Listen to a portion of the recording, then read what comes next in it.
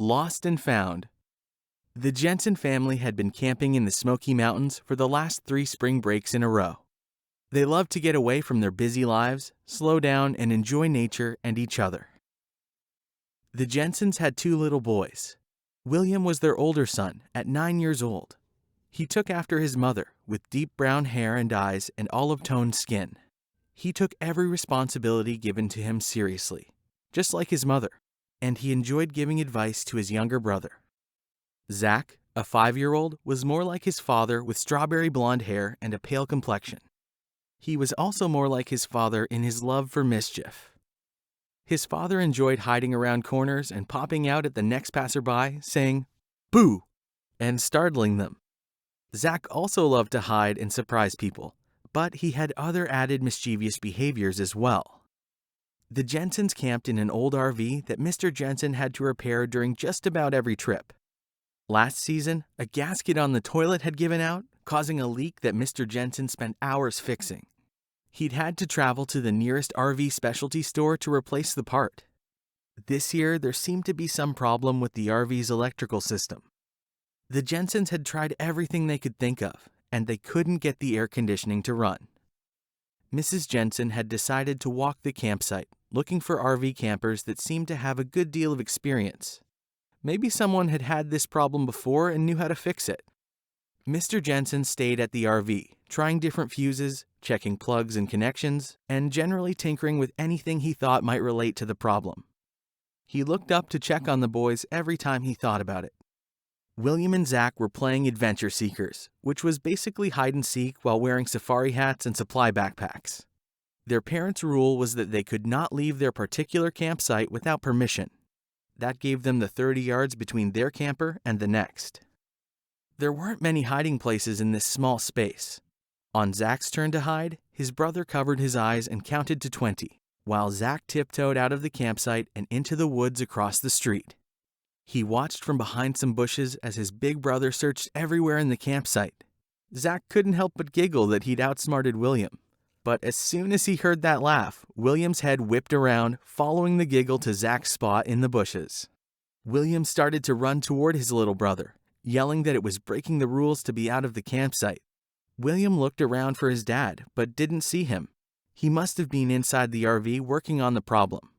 So William ran to get Zach and bring him back to the campsite himself. Zach saw his brother running toward him, but he laughed even harder and ran off in the opposite direction. He heard William calling, "No, stop! We can't leave the campsite. We're going to get in trouble."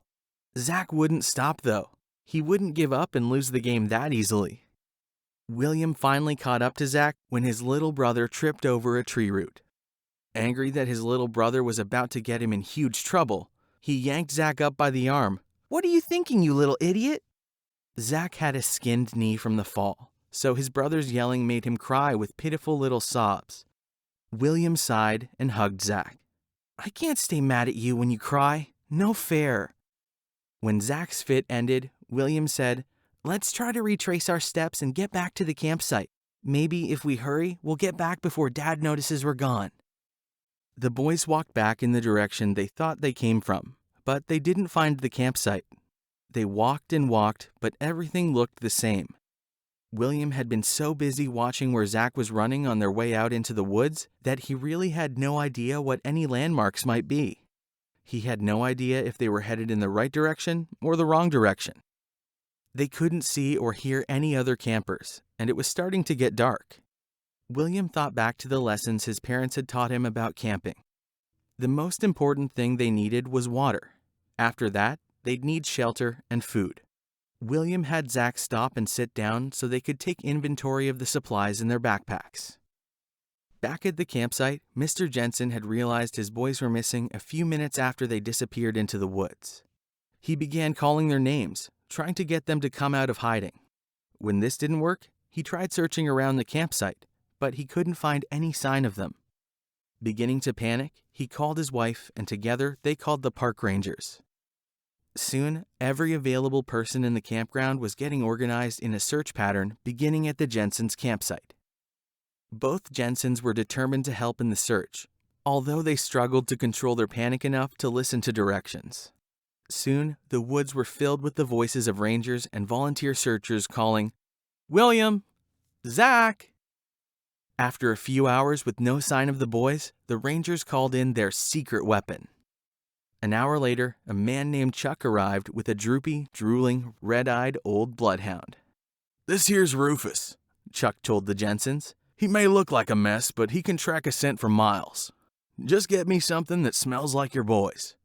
Mrs. Jensen ran to the camper and returned with the stuffed animal Zach cuddled in his sleep and the blanket that William slept with. "That'll be perfect," said Chuck, holding the items out to Rufus. "Rufus, find!" In their backpacks, William and Zach both had an almost full water bottle, 2 granola bars, and a few packets of snack crackers. Zach had a small flashlight in his bag, and William had a book he'd been reading. As night fell, instead of looking for the campsite, William began looking for shelter. He told his little brother what to look for as well. They found a place where a tree with a huge trunk had fallen and become embedded into a hill. The trunk and hillside formed something like a cave. The boys cleared the ground and snuggled back into the cave for the night. William explained to Zach that they shouldn't eat all their food and drink all their water. They should ration these items in case it took more than one night for their parents to find them. "Do you think it'll take very long?" Zach asked. He had run out of mischief, and all he felt now was fear. "Of course not," said William. "I just want to be careful just in case. I know Mom and Dad started looking for us as soon as you ran off. They'll probably be here before morning." "It's gonna get really dark, isn't it?"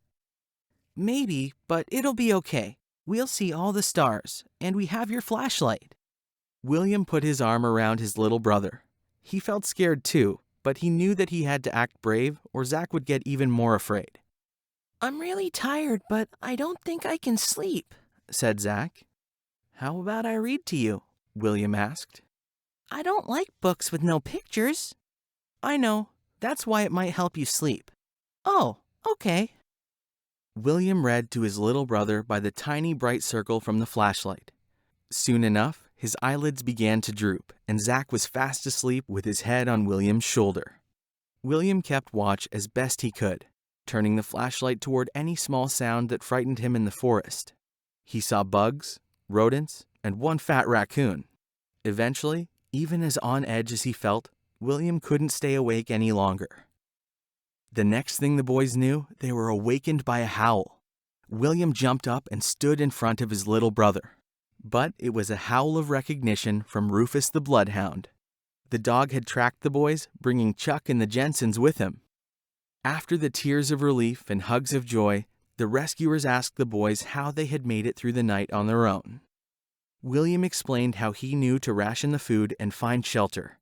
He told them how he kept Zach calm by reading. All the adults were impressed with his bravery and intelligence. The Jensens were happy just to be back together again. Still, they got invitations to be on the news and tell the boys' survival tale. Many people recognized William for the way he kept calm and protected his little brother. The ordeal made Zach pay more attention to the rules, at least most of the time.